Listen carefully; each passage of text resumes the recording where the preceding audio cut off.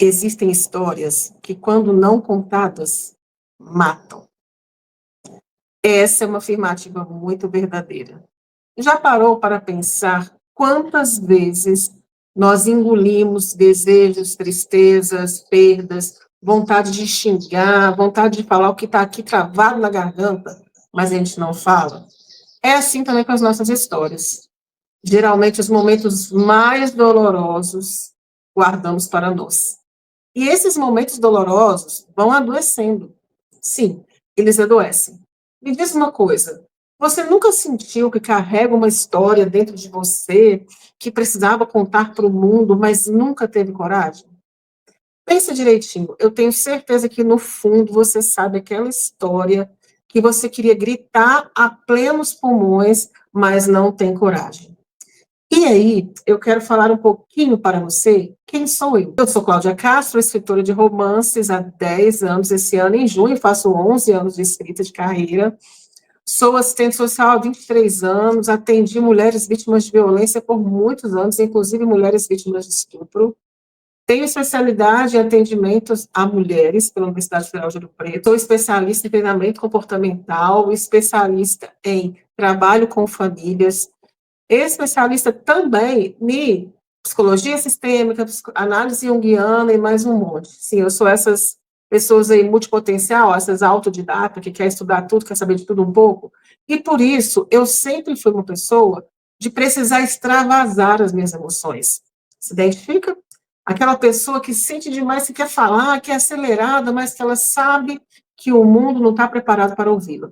Eu sempre fui essa pessoa desde a infância. E aí, desde muito novinha, eu tinha um hábito de ficar, às vezes, ali escrevendo por horas o que eu sentia, fazia cartinhas de amor, poema, música. Eu era essa criança que ficava horas deitada no chão da sala, escrevendo, desenhando, pintando, falando comigo mesma. Eu me lembro direitinho, eu acho que tinha 12 anos, quando eu fiz um versinho pequenininho, estava naquelas paixonites agudas, os primeiros amores da vida, e eu escrevi bem assim, gente, nunca me escrevo. Seus olhos são verdes, verdes como o mar.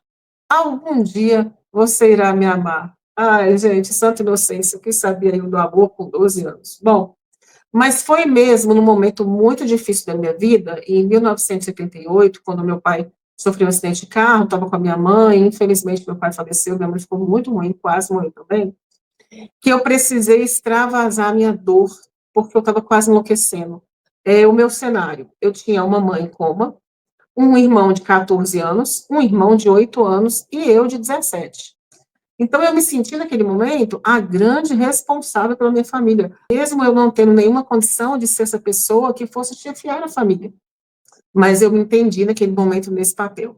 E foi então que eu comecei ali, eu sempre tive o hábito, eu não sei se vocês vão lembrar daquelas agendas coloridas, que a gente fazia antigamente, a agenda das meninas da minha fase, a gente colava ali ingresso do cinema, colava o show, colava o bilhetinho que o garoto deixava, eu sempre escrevi muito em agendas. E às vezes eu conversava com as minhas agendas. E aí, quando aconteceu esse fato na minha vida, eu escrevia muito. Até hoje eu tenho essa agenda, às vezes eu dou uma lidinha nela. Eu escrevia muito, eu escrevia uma carta para o motorista do caminhão que pegou o carro do meu pai, eu escrevi uma carta para o pessoal da cidade, que ficou contando a história como se fosse um filme, aquilo me revoltou muito. Eu escrevia várias cartas. Eu escrevi a carta para o meu pai com raiva dele, porque ele me deixou. Sim, gente, eu fiquei com tanta raiva do meu pai, vocês não têm noção. Eu falava, você não podia ter me deixado, você foi injusto comigo, né? Coisas da adolescência. E aí eu escrevia essas cartas, às vezes eu rasgava, às vezes eu lia e chorava, às vezes eu ia lá na praia, jogava no mar, porque meu pai gostava muito do mar, e foi assim que eu comecei a escrever de forma muito secreta na minha vida. Eu lembro que, mais ou menos uns 10 anos antes de começar a escrever mesmo de forma oficial, eu comecei a escrever um livro que chamava Minha Dor, que depois acabou se tornando o livro Vencendo a Dor. E aí, eu comecei a escrever lá atrás, 10 anos antes, quer dizer, 20 anos atrás, uma história onde eu era a menina que tinha perdido o pai, eu contava muito da minha dor nessa história. Depois eu deixei ele parado. Eu conheci o Wattpad, acho que por volta de 2010, eu também comecei lá, mas eu deixei privada a história, e só em 2014 que eu comecei a escrever para as pessoas. E aí, por que eu estou contando isso tudo para vocês? Porque eu quero explicar para vocês como que o processo de escrever faz parte da minha vida como um processo de cura. eu tive algumas perdas muito difíceis na minha vida, e quase sempre, ou sempre, eu estava escrevendo a minha dor, o que eu sentia, e aí todos os meus livros trazem um pouco dessa dor, dessa falta do pai ausente. Meu pai era muito amigo, muito especial, muito, muito, eu não tenho palavras para definir o que ele era, tanto meu pai quanto minha mãe. Eu sempre digo que eu e meus irmãos, a gente foi abençoados com pai e mãe tão maravilhosos. E aí eu sempre relacionei a escrita não como uma forma de levar dor para o outro, mas como uma forma de leveza, como uma forma de descarregar ali nos livros, nas minhas poesias, o sentimento que estava no meu coração. E aí, se você me perguntar, então tudo que você escreve é da sua vida? Lógico que não. Né? Eu pego ali vários sofrimentos de várias pessoas, pedaços fragmentados de livros, de histórias que eu vi, de pessoas que eu atendi, e dali eu crio várias histórias. Vou dar um exemplo para vocês. O livro O Resgate da Menina Rejeitada, ele tem ali uma bricolagem, né, de várias situações que eu vivi. Tem uma homenagem a um amigo que perdeu a perna no acidente, e aí o personagem também perdeu a perna. Tem a garotinha que foi devolvida, que é uma garotinha que realmente foi devolvida por 2 vezes, que eu conheci no fórum, na cidade que trabalhei, e que infelizmente ela não teve o fim da garotinha do livro. E também conheci uma médica muito parecida com a Sara, que é a médica do livro. Então, nesse livro, eu resolvi falar sobre um pouco daquela questão que me angustia muito no meu trabalho de assistente social, que é o sofrimento das crianças que vão para o abrigo, né? As crianças que tiveram, sofreram alguma violência por parte dos pais, da família, violência física, sexual, psicológica. E aí, essa é uma política que me angustia muito, saber que uma criança é vítima de violência e essa criança que é retirada do seu seio familiar, da sua casa, do seu quarto, dos seus amigos, e acaba sendo levada para uma instituição, instituição no lar de criança. E aí, nesse livro, eu trago um pouco dessa dor, mas lógico, eu coloco tudo com muito amor, redenção, porque o meu objetivo nos meus livros não é só deixar a pessoa triste, drama, chocar, eu quero mostrar que há oportunidades e que há formas de ter redenção, de conseguir superar aquele momento ali. Então, o livro O Resgate da Menina Rejeitada, ele tem esse pano de fundo, só para vocês entenderem que todos os meus livros, todos eles trazem muito essa questão da perda, do recomeço, do amor que precisa ser reconstruído, das segundas chances. E aí, eu sempre tive um hábito de colocar nos meus livros, no finalzinho, as minhas leitoras sabem disso, uma mensagem do personagem para o leitor. E aí eu venho mudando isso um pouquinho, eu venho começando a trabalhar com cartas terapêuticas, porque eu venho recebendo eu sempre recebi muitos depoimentos de muitas leitoras, de situações que elas viviam parecidas com os livros.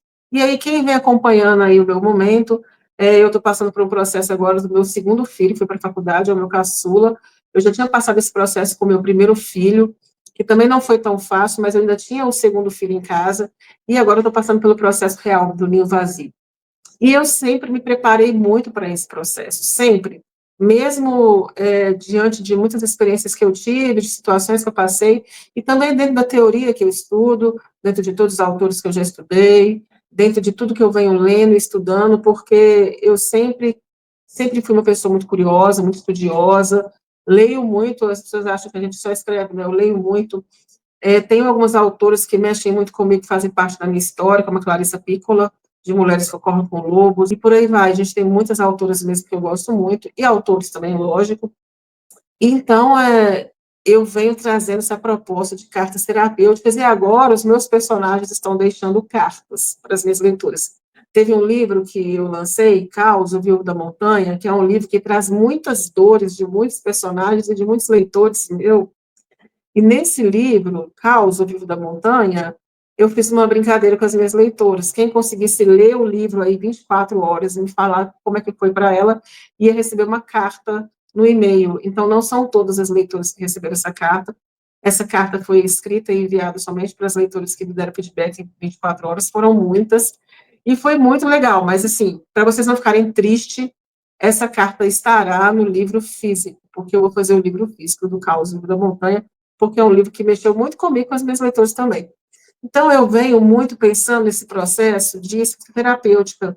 Primeiro, porque eu estou cursando uma certificação que chama treinamento comportamental, eu estou nessa formação, porque eu já tenho muitas pós, né, gente? O pessoal sabe, eu tenho muitas pós, eu tenho 9 pós-graduações em várias áreas, e eu queria ter essa certificação de treinadora comportamental para estar trabalhando mesmo com essas mulheres. Então, eu estudo muito porque eu entendo que o método correto de levar informação e de levar para as pessoas uma alternativa para passar por essa fase, ele precisava ser testado por mim.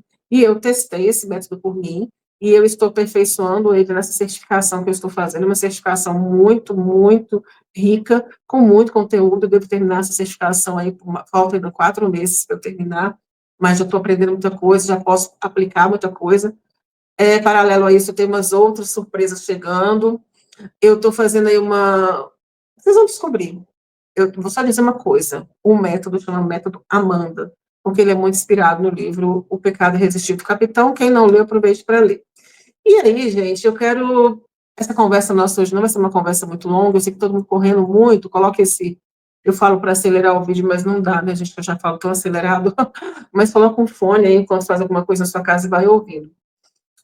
Eu não estou aqui hoje para vender nada, para que você compre nada, para que você tome decisão, nada disso. Eu só quero que antes de você dormir, você faça uma reflexão, que é a seguinte: se eu me autorizasse a escrever para mim mesma sem medo, o que eu escreveria? E esse não é um exercício fácil. E posso dizer para vocês que esse não é um exercício fácil de fazer. Tudo que eu passo para vocês, tudo que eu trago para vocês em forma de exercício, de dinâmica, tudo eu já testei. Então, ontem eu me fiz essa pergunta: eu vou escrever para mim mesma sem medo. E eu posso dizer para vocês que foi um processo enriquecedor, foi um processo que me trouxe crescimento, mas foi um processo que me fez chorar muito. Chorei demais, gente, acho que eu chorei o dia inteiro. Então, assim, Cláudia, então não quero chorar, não quero. Então, eu vou voltar a dizer para você: se você se sentir preparada. Tem pessoas que não têm medo, não, vão sem estar preparadas mesmo. Outras já precisam de ter um preparo maior. Então, faça uma avaliação, você se conhece, você tem condições de fazer essa carta para você mesma? E depois, o que fazer com essa carta? Ela é sua. Guarda, rasga, dobra na carteira, põe fogo, joga no mar, na cachoeira, aonde você quiser.